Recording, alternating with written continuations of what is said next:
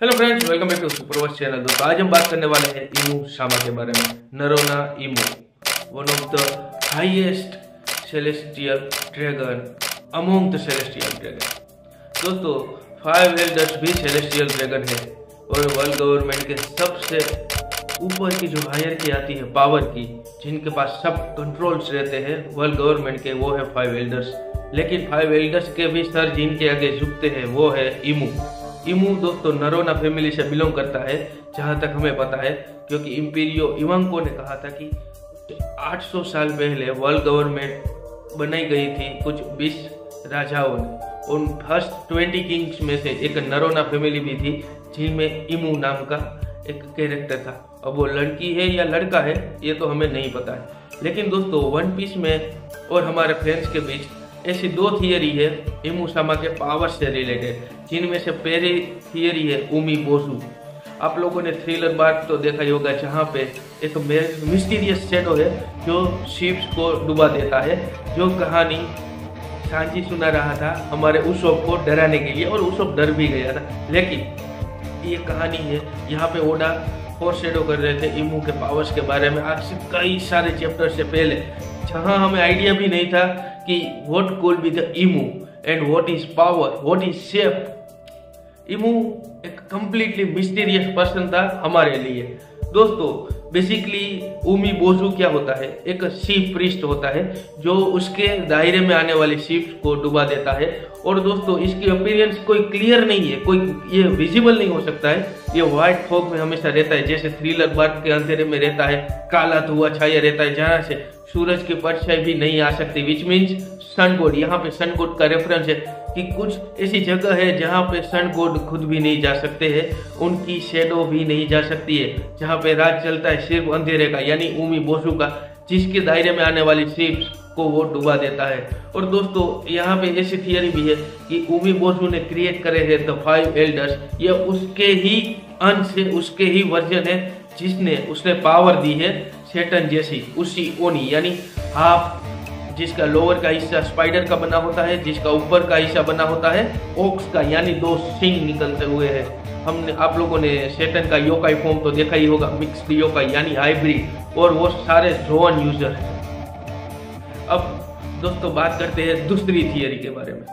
दूसरी थियरी ये है कि इमू सामा याओबी कुनी है। याओबी कुनी एक जापानीज फोल्कलोर है जो कि बिलोंग करती है 800 ईयर्स से, और वो एक रॉयल फैमिली से बिलोंग करती थी। एक लड़की जिसने गलती से सी क्रिएचर को खा लिया, जिसको खाने में पाबंदी थी नेचर की ओर से, विच मीन्स कुदरत ने ही मना किया था कि आप इसको नहीं खा सकते, और इमू ने उस कुदरत के कानून को तोड़ दिया और जो मदर सी थी उसको भी गुस्सा दिला दिया, और उसने इमू को श्राप दे दिया। विच मीन्स यहाँ पे हम याओबी कुनी की बात कर रहे हैं कि याओबी कुनी को श्राप दे दिया और वो बन गई इमोर्टल, जो अपनी जवानी नहीं खो सकती, जो मर भी नहीं सकती, लेकिन अपने करीबी को वो मरता हुआ जरूर देख सकती है। लेकिन दोस्तों यहाँ पे यही पार्ट है जो हमें ये उठाना है इमू की थियरी के लिए। बेसिकली इमू 800 पहले बिलोंग करता था नरोना फैमिली से, जो कि वर्ल्ड सेंचुरी में आता था, जो टाइम था जॉय बॉय का, जो प्रीवियस यूजर था gum gum fruit, which means human fruit model Nika का, जो जिससे पावर मिलती थी जॉय बॉय को सन गॉड निका की, जिससे वो लिबरेट करता था पूरी दुनिया को। और दोस्तों यहीं पे आ जाता है कि वो दुनिया को लिबरेट कौन नहीं करना चाहता था, तो कि इमू। नरोना फैमिली से बिलोंग करता हुआ इमू दुनिया को लिबरेट नहीं करना चाहता था, लेकिन अपने कंट्रोल में रखना चाहता था पूरी की पूरी दुनिया को। और इसी वजह से उसने जो स्थापना की है वर्ल्ड गवर्नमेंट की, जो फर्स्ट 20 किंग थे, उन्होंने एम्प्टी थ्रोन के आगे अपनी 20 स्वॉर्ड रखी और क्रिएट की द वर्ल्ड गवर्नमेंट को, और जिसे संभाल रहे हैं the 5 elders, the highest power and authority of the world government. और 5 एल्डर्स को कंट्रोल कौन करता है, तो कि इमू सामा, जो कि याओबी कुनी है, एक नन है जो हाईएस्ट रॉयल ब्लड से बिलोंग करती थी, और जिसने एक सी क्रिएचर को खा लिया, जिसने मदर नेचर को खाने से मना किया था, विच मीन्स अकास्ट बीइंग। और इसी वजह से शायद डेविल फ्रूट यूजर्स सी में पग नहीं रख सकते, क्योंकि वो डूब जाते हैं। मदर सी उनको एक्सेप्ट नहीं करती है। ये उनके श्राप का नतीजा हो सकता है, उनके कर्ज का नतीजा हो सकता है। और दोस्तों क्या पता यहीं से डेविल फ्रूट की खोज की गई हो। इमू ने जो खाया वो शायद सी क्रिएचर ना हो बल्कि एक फ्रूट हो जो बेहद ही ज्यादा कीमती। और इसीलिए हमें पता है कि हर डेविल फ्रूट और हर जोवन फ्रूट की अपनी एक व्हील होती है। और इसी वजह से इमू ने वर्ल्ड गवर्नमेंट में आकर क्या किया कि जो भी फिशमैन थे, जो प्रजाति थी फिशमैन को, उन्होंने अपना गुलाम बना लिया। हमें जिम्बे के सिर पे, हाची के जो सिर पे है वो हमें उनके बॉडी पे वो वर्ल्ड नोबल्स के गुलामी के मार्क वाले सिंबल को देख सकते हैं। और जॉय बॉय ने उन सबको लिबरेट किया था, उन सबको आजाद किया था और उनके चेहरे पे हंसी लाई थी। इसीलिए Joy boy one of the main enemy बन गया था द वर्ल्ड गवर्नमेंट का और इमू इटसेल्फ। और हमें पेंजिया कासल में जब इमू की झलक देखते हैं तो इन लोगों के पोस्टर उसके हाथ में होते हैं। नेफेटेरी डी वीवी, मंकी डी लूफी और मार्शल डी टीच एके ब्लैक बियर्ड, इन तीनों के वांटेड पोस्टर थे इमू के हाथ में।